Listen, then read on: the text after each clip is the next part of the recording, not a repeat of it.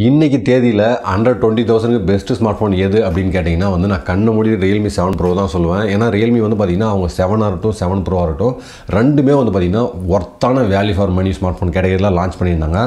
அதை பற்றி தான் நம்ம இந்த வீடியோவில் ஃபுல்லாக பார்க்க போகிறோம். ஆல்ரெடி பார்த்திங்கன்னா நம்ம வந்து Realme 7 இதே மாதிரி ஒரு வீடியோ போட்டிருக்கோம். அதையும் செக் பண்ணி பாருங்கள். இந்த வீடியோ பார்த்து முடிச்சுட்டு வீடியோ பிடிச்சிருந்தா மறக்காமல் ஷேர் பண்ணுங்கள். சேனலை வந்து சப்ஸ்கிரைப் பண்ணிக்கோங்க. சப்ஸ்கிரைப் பண்ணது மட்டும் இல்லாமல் நோட்டிஃபிகேஷன் ஆல் அப்படின்னு கொடுங்க. பெல் ஐக்கானை ப்ரெஸ் பண்ணி அப்போ தான் இந்த மாதிரி நிறைய இன்ட்ரெஸ்டிங்கான வீடியோஸ் உங்களுக்கு வந்து சேரும். இப்போ வாங்க வீடியோக்குள்ளே போகலாம்.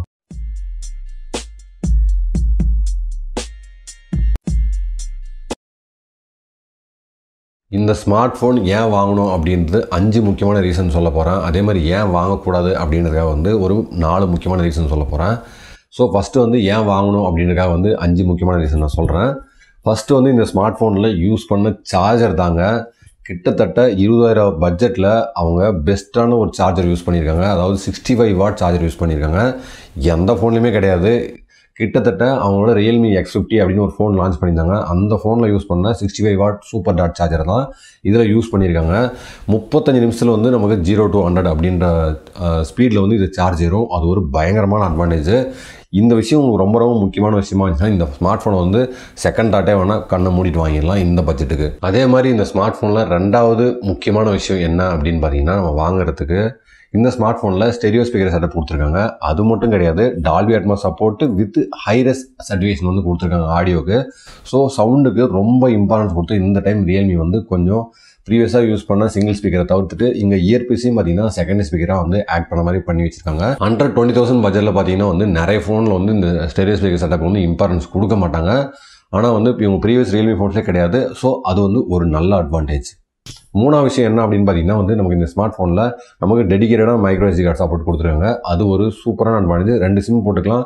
அதே மாதிரி மெமரி கார்டு போடுற ஆப்ஷன் வந்து கொடுத்துருக்காங்க. நாலாவது விஷயம் என்ன அப்படின்னு பார்த்தீங்கன்னா வந்து இந்த ஸ்மார்ட் ஃபோனோட டிஸ்பிளே பார்த்தீங்கன்னா வந்து நமக்கு 60 Hz டிஸ்பிளே தான் கொடுத்துருக்காங்க. ஆனால் AMOLED display with INDISPLAY fingerprint sensor கொடுத்துருக்காங்க. அது ஒரு நல்ல அட்வான்டேஜ் அப்படின்னு சொல்லலாம். ஏன்னா ப்ரீவியஸாக யூஸ் பண்ண Realme 6 Proல பார்த்தீங்கன்னா வந்து நமக்கு LCD டிஸ்பிளே தான் கொடுத்துருந்தாங்க. ஸோ இந்த டைம் பார்த்தீங்கன்னா வந்து நமக்கு AMOLED டிஸ்பிளே கொடுத்துருக்காங்க. ஸோ அவங்க Realme X2 பார்த்தீங்கன்னா AMOLED டிஸ்பிளே கொடுத்துருப்பாங்க. ஸோ அதே மாதிரி இங்கேயும் வந்து AMOLED டிஸ்பிளே கொடுத்துருக்காங்க. அஞ்சாவது முக்கியமான விஷயம் என்ன அப்படின்னு பார்த்தீங்கன்னா இந்த ஸ்மார்ட் ஃபோனில் அவங்க யூஸ் பண்ண கேமரா மெக்கானிசம் தான். இதுக்கு முன்னாடி பார்த்தீங்கன்னா வந்து சாம்சங்கோட 64 MP யூஸ் பண்ணிட்டு இருந்தாங்க. ஈவன் நான் Realme 7லேயே சொல்லியிருப்பேன். Realme 7க்கும் 7 Proக்கும் பார்த்தீங்கன்னா கேமரா அப்படியே ரெண்டுமே பார்த்தீங்கன்னா வந்து ஒரே கேமரா செட்டப் தான். ஆனால் இங்கே இந்த 7 ப்ரோ வேரியண்ட் அப்படின்றதுனால வந்து 2 சேஞ்ச் பண்ணியிருக்காங்க.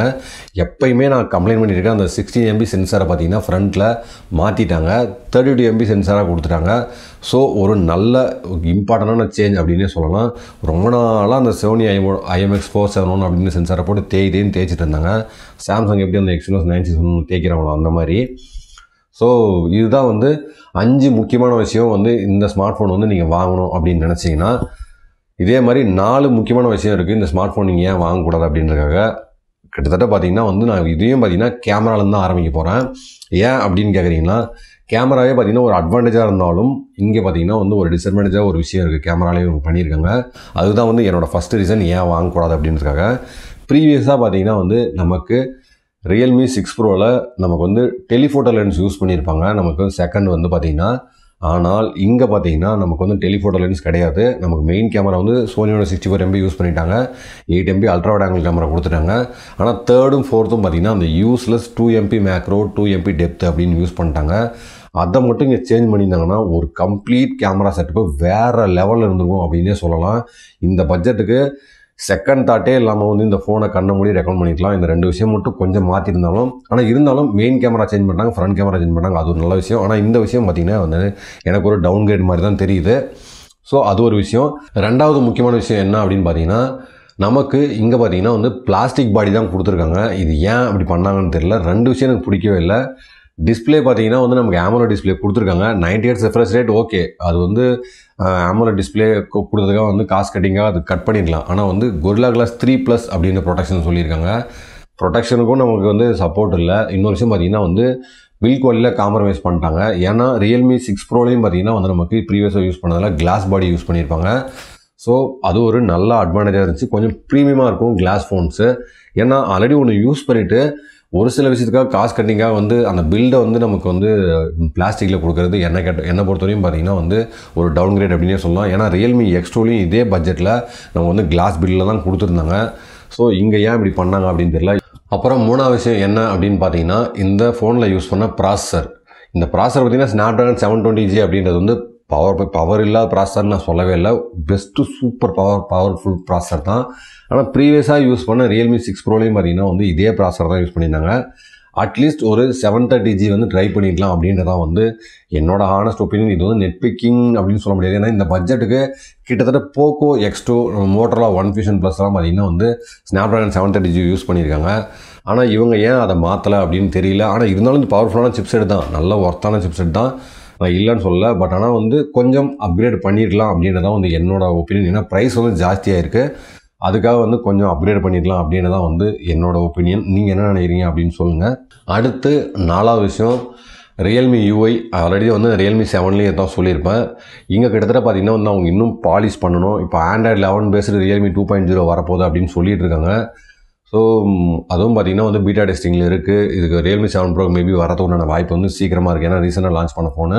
ஸோ அதுலேயாவது அந்த ப்ளோட்வேர்ஸ்லாம் தூக்கிட்டு நம்ம வந்து ஃபீச்சர்ஸ் ஆட் பண்ணலாம் பரவாயில்ல, இருக்கிற அந்த ப்ளோட்வேர்ஸு அந்த ஆடெல்லாம் நம்ம போய் டர்ன் ஆஃப் பண்ணுற ஆப்ஷன்லாம் வந்து தூக்கி விட்டு நல்லா ஃபோனை வந்து யூஐ இன்னும் நல்லா பாலிஷ் பண்ணி கொடுத்தாங்கன்னா ஒரு ஒர்த்தான விஷயமா இருக்கும்.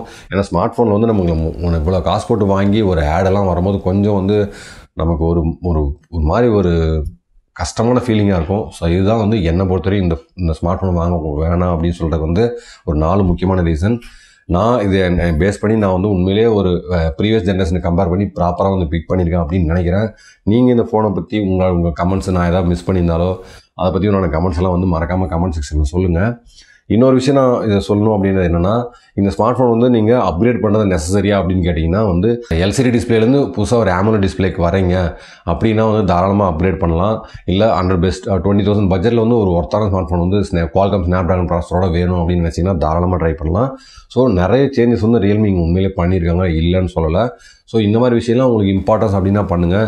நீங்கள் ப்ரீவியஸாக வந்து 6 யூஸ் பண்ணியிருந்தாலோ 6 ப்ரோ யூஸ் பண்ணியிருந்தாலோ இல்லை போக்கோ எக்ஸ்2 ரியல்மி எக்ஸ்2 இதெல்லாம் யூஸ் பண்ணியிருந்தாலோ இந்த ஸ்மார்ட் ஃபோன் அப்கிரேட் பண்ணுறது ஒரு நெசசரியான அப்கிரேட் கிடையாது. ஏன்னா சார்ஜிங் வந்து பயங்கர எஃபிஷியண்டாக கொடுத்துருக்காங்க, அது ஒரு விஷயந்தான்.